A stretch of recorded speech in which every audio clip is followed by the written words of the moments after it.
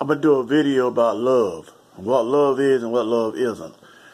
Western society, in its science, thinks that love is an emotion that comes from the brain, based off of chemicals.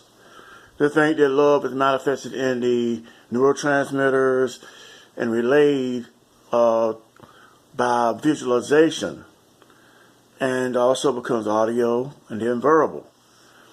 Love to the Western man is not natural, not in the source of it being connected to the emotional system of the heart or the soul or the spirit. So basically, Western man teaches that love is a romanticism. It's romantic. It has nothing to do with the unknown, unlasting feeling, the everlasting understanding of love. They don't buy that. Western man is basically a material being that is not connected to nature. They don't feel connected to the universe. That's why they say the universe has no intelligent design, and that evolution has no intelligence, but man has intelligence, because they feel that man intelligence is based off of a organ called the brain. And the brain is what creates intelligence. How vague. But I'll leave that alone. But getting back to love. Love is a emotion, a synchronicity between two or more people that has no understanding. It goes beyond consciousness. It goes beyond the realm of the body. Real love. I'm not talking about romantic love. I'm not talking about this sexual, fanatical love that Western society knows about or practices. This infatuation. Love is not an infatuation. Love goes beyond infatuation. Love has nothing to do with infatuated feelings.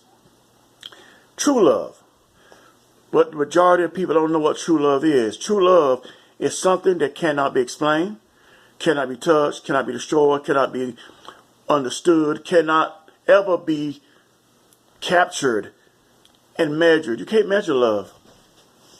See, we're not machines. We're not robots that can be measured. That's where science is very off base. I mean, European science. European science feels like everything can be measured. They even try to measure what they call God. You can't measure that. You can't measure the Creator. How are you going to measure something that you're not a part of? Answer me that. You're not a part of the spiritual realm. You're not a part of the intelligent realm. You're not a part of the universe, but you're trying to measure it. You're trying to become that. You're trying to dispute that which you are not connected to. That's hypocritical when someone is against something that they're not a part of and don't accept. If you don't accept it, how are you going to come to a relevant position of being non-biased and coming to a complete, logical, rational conclusion that what you are saying is not valid? Is not valid. How? How can you go against something in nature and be a part of that at the same time? That's what is known as homosexuality. That's really what is homosexuality.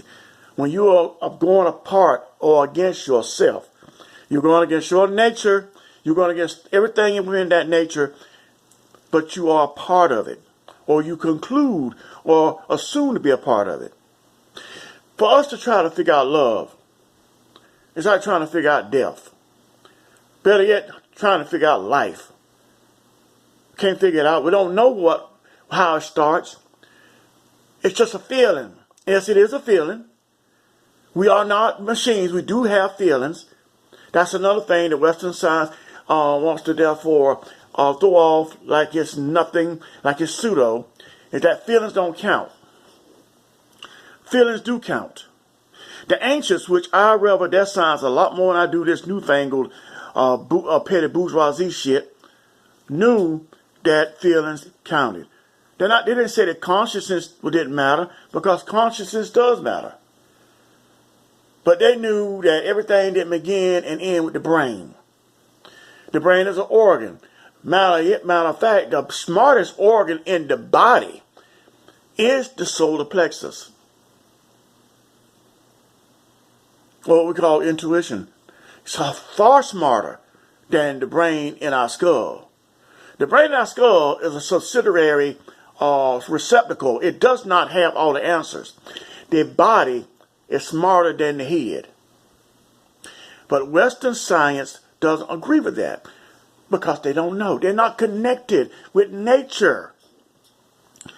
You know, I got upset last night about some atheists up there talking about that the love comes from the brain. Scientists have proved that love comes from the brain, a chemical reaction. Just like schizophrenia is not a chemical reaction. No, there's no chemical imbalance in the brain, okay? There are spiritual forces that we don't know about. We haven't got that advanced yet. And the way we're going, we never will, that control our lives. They cannot be proven by man's measurement, okay? Not everything can be proven by man's measurement. We have to understand, we are fallacious beings. We are not divine. We have no everlasting life. We are not immortal. So we don't have things that, we don't know things, and we cannot prove things that go beyond our comprehension and understanding. So trying to figure out God, trying to figure out love, trying to say that we don't have a soul, our spirit, trying to say that we do not have feelings, and saying the body is dormant, and then we're walking biological mechanisms, and we don't know any better, and once we're gone, we're gone. That's ludicrous. It's asinine. It's very obtuse. So what I'm saying is that we need to look at things and realize that we don't have all the answers to nothing. And our scholarship may say scientist this, scientist that, but that doesn't give you the right to be an authority on nature, something that you are not in support of, or say you're not connected to. And if you're not connected to it, leave it alone. And the old saying goes, if you don't know something, just go on about your business and either learn it or just go on about your business and go to the next thing and forget about it. Because you cannot dispute something you don't know. And your scientific methods are not divine.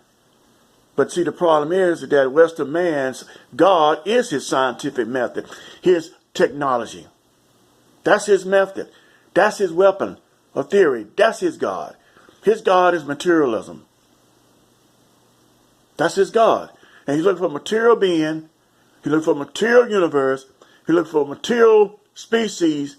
He looks for a material spirit. He looks for a material soul. He looks for all things that's physical and material, because he's not connected to the spirit. Have a good day.